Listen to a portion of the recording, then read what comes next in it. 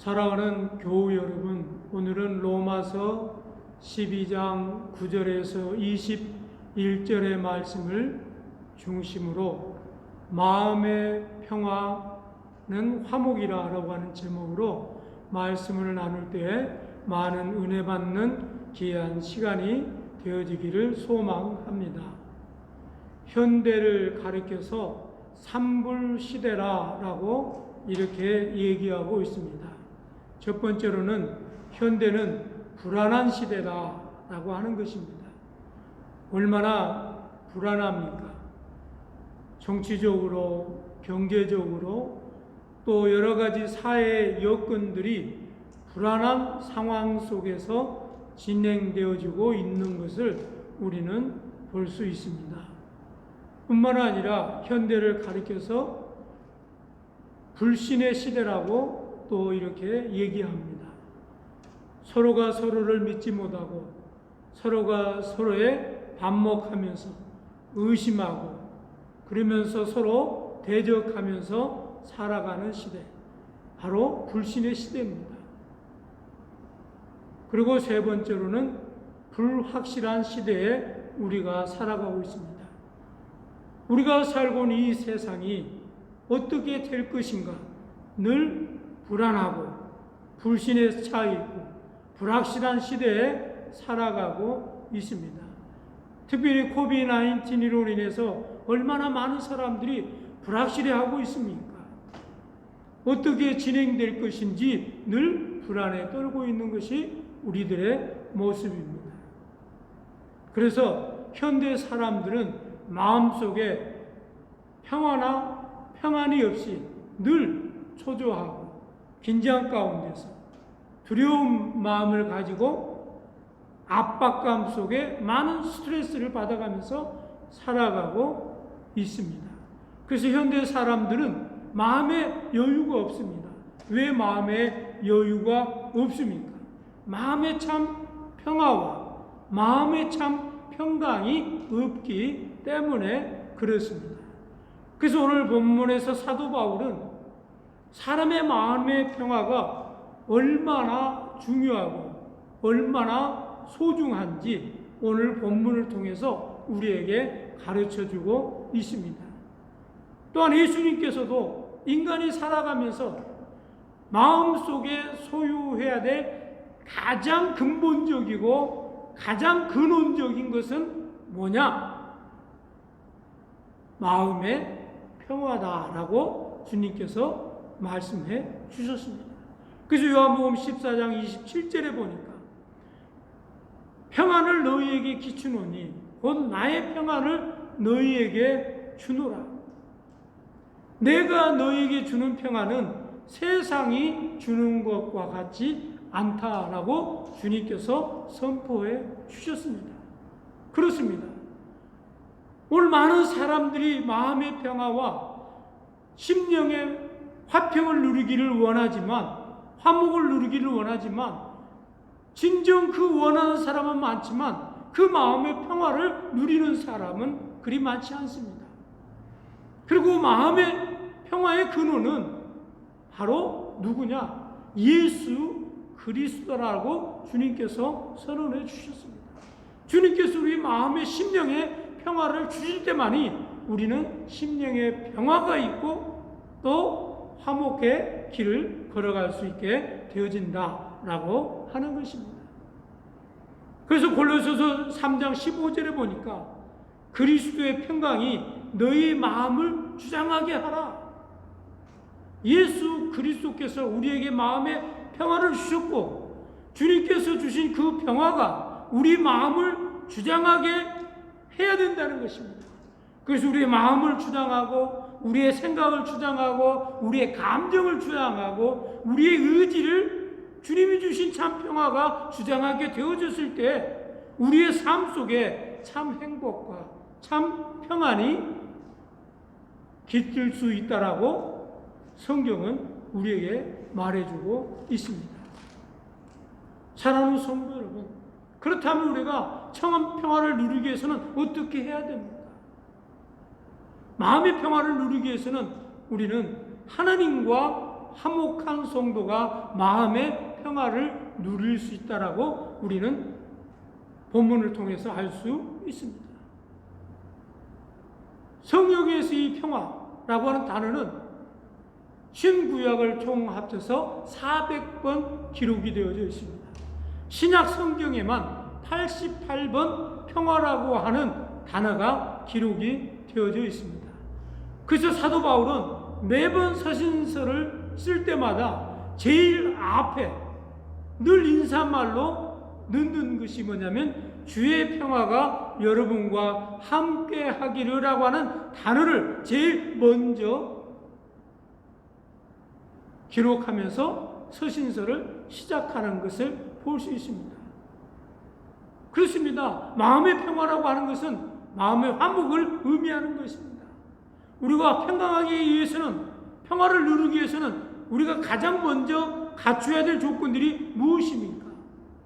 이 평화라는 의미에는 화해라고 하는 의미가 담겨져 있습니다. 그래서 우리가 하나님과 화해할 때에 하나님과 우리의 사이에 막힌 담이 무너지고 우리가 주님과 하나님 앞에 화목을 누릴 수 있게 되어집니다. 뿐만 아니라 내 이웃과도 평강을 누리기 위해서는, 마음의 평화를 누리기 위해서는 내 이웃과 화목해야만 된다라고 하는 것입니다. 그래서 인간은 하나님과 화목한 관계가 깨어지면 마음의 평화를 누릴 수가 없습니다.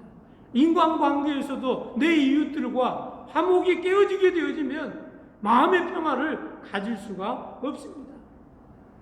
당신 마음속에 진정한 평화를 누리기를 원하십니까? 욥기서 22장 21절에 보니까 너는 하나님과 화목하고 평안하라, 그리하면 복을 내게 임하리라라고 기록이 되어져 있습니다. 그렇습니다. 우리가 복을 받기 위해서는 하나님과 화목하고 우리 안에 마음의 평안이 주장하게 되어질 때에 그것이 곧 우리의 복이 되어지고 그 복이 우리에게 큰 위로가 되어진다라고 말씀하고 있습니다. 그렇다면 하나님과 우리가 화목을 어떻게 할 수 있습니까? 우리가 예수 그리스도를 믿고 거듭나면 의롭게 되어지고 거룩하게 되어지고, 그러면 우리 안에서 주님이 우리를 마음을 주장하고 우리 안에 참 평화가 누려지게 되어졌을 때 비로소 우리는 하나님과 화목하게 되어지고 그 결과로 우리는 우리 안에 평화가 깃들게 되어지고 그 평화가 우리를 인도할 때 우리가 화목하게 되어진다라고 하는 것입니다. 그래서 골로새서 1장 20절에 보니까 예수님은 십자가의 피로 죄인된 우리를 거룩하게 하셨다고 그랬습니다. 그리고 하나님과 화목하게 하셨다라고 기록하고 있습니다. 그렇습니다. 오늘 아침에 하나님과 우리가 화목하게 되어지기 위해서는 예수 그리스도의 보혈의 피로 우리의 모든 죄를 씻음받고 우리가 하나님 앞에 나갔을 때 하나님께서 우리를 하나님의 자녀로 삼으시고 우리를 더 이상 죄인이 아닌 하나님의 아들로 함께 평화가 관계가 회복되게 되어질 때 우리 안에 참 평화와 참 안식과 참 기쁨이 넘쳐나게 될 줄로 믿습니다. 두 번째로는 우리가 우리 마음의 참 평화를 누리기 위해서는 이웃과 화목한 성도가 참 평화, 마음의 참 평화를 누릴 수 있게 되어진다라고 하는 것입니다. 그렇습니다. 평안이라고 하는 것은 화해하는 것인데, 화해라고 하는 것은 인간관계를 재정립시켜주는 통로이기도 합니다. 인간관계가 회복되어졌을 때 비로소 우리는 내 이웃과 내가 화목하게 되어지고, 화목하게 되어졌을 때 비로소 내 안에 참 평안과 참 안식을 우리는 소유할 수 있게 되어진다는 것입니다. 그래서 그리스도인들은 이웃과 화목하게 지내기 위해서는 사명을 감당해야 됩니다. 무슨 사명을 감당해야 됩니까? 고린도후서 5장 18절에 보니까 예수께서는 우리를 화목케 하는 직책을 주셨다라고 기록하고 있습니다. 화목해 하는 직책, 이 직책이라고 하는 말을 영어로 보니까 미니스트리로 되어 있습니다.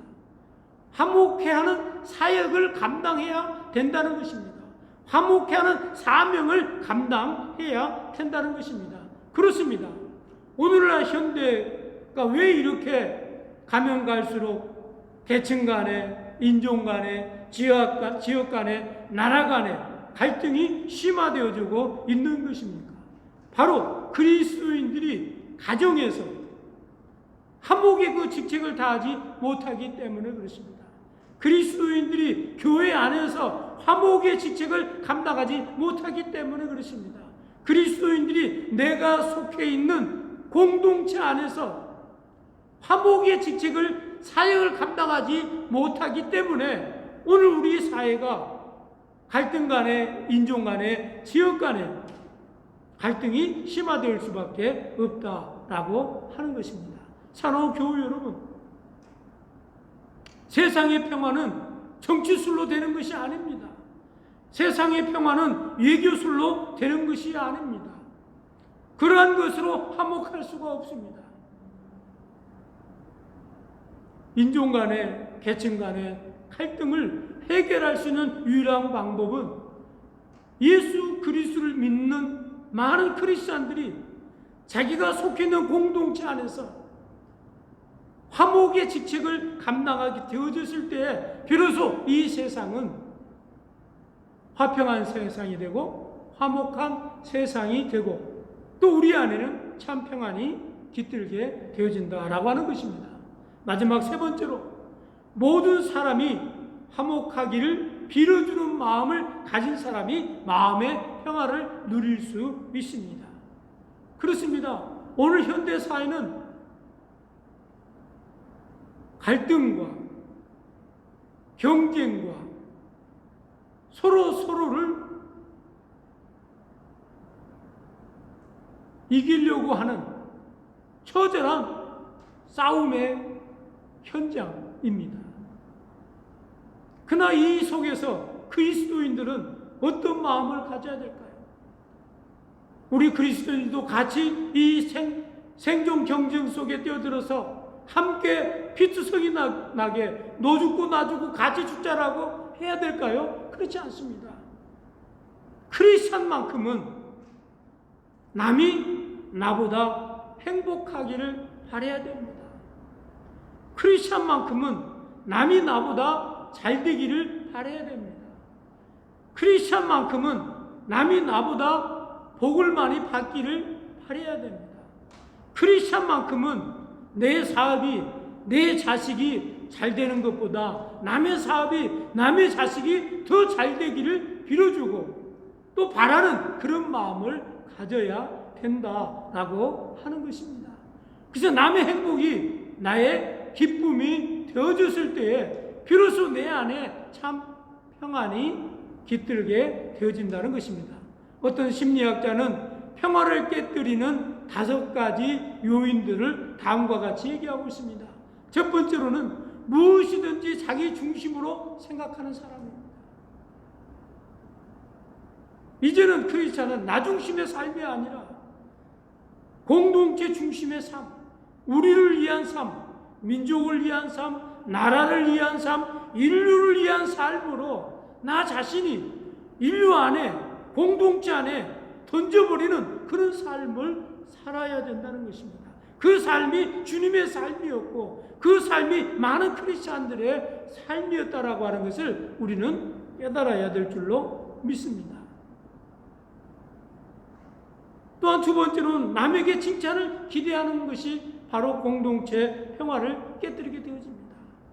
남이 나를 인정해 주길 바라는 그런 마음이 가졌을 때 공동체 평화를 깨뜨리게 되고 나의 책임을 다른 사람에게 떠넘기고 또 당파를 지었고 갈등을 조작하는 그러한 것들이 결국은 평화를 깨뜨리게 된다라고 말하고 지적하고 있습니다.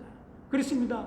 로마서 12장 18절에 보니까 할 수 있거든 모든 사람과 더불어 화목하라고 주님께서는 말씀하고 있습니다.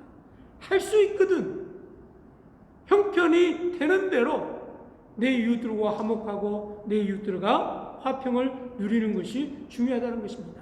잠언 14장 30절에도 마음에 평안하면 몸에 생기가 나지만 질투하면 뼈가 썩는다라고 기록이 되어져 있습니다. 마태복음 5장 24절에 봐도 우리가 화목하지 않은 채 예배를 드리면 하느님께서도 그 예배를 받지 않으신다라고 말씀하고 있습니다. 그렇습니다. 우리의 참 평안은 어디에서 오는 것입니까? 하느님과 우리가 화목할 때, 내 이웃과 화목할 때 비로소 내 안에 참 평안과 내 안에 참 기쁨이 주장하게 되어진다라고 하는 것을 우리는 깨달아야 될 줄로 믿습니다. 말씀의 결론을 맺습니다. 히브리서 12장 14절 보니까 모든 사람과 더불어 화목하게 지내는 것이 그렇지 않은 것보다 훨씬 못하다라고 말씀하고 있습니다. 그렇습니다. 말씀의 결론을 맺습니다. 그러므로 사랑하는 교회 여러분, 우리가 사는 우리 미국이 또 우리가 살고 이 전 세계가 지금 인종 간에 지역 간에 또 여러 가지 이데올로기 간에 갈등이 심화되어져 가고 있습니다. 이럴 때 크리스찬들이 해야 될 마음의 자세는 어떤 것일까요? 바로 내 이웃들을 사랑하고 돌아보고 또 내 이웃들과 함께하는 삶을 살아야 될 줄로 믿습니다. 그러므로 사랑하는 교회 여러분, 하나님과 내가 화목하고 내 이웃과 화목하고 그렇게 되었을 때 먼저 나에게 참 평화가 있고 내 안에 참 평화가 깃들게 될 때 그 평화를 내 이웃들과 함께 나눌 수 있음을 기억하고 우리 마음속에 참 평화를 소유하는 저와 여러분이 되어지기를 소망합니다.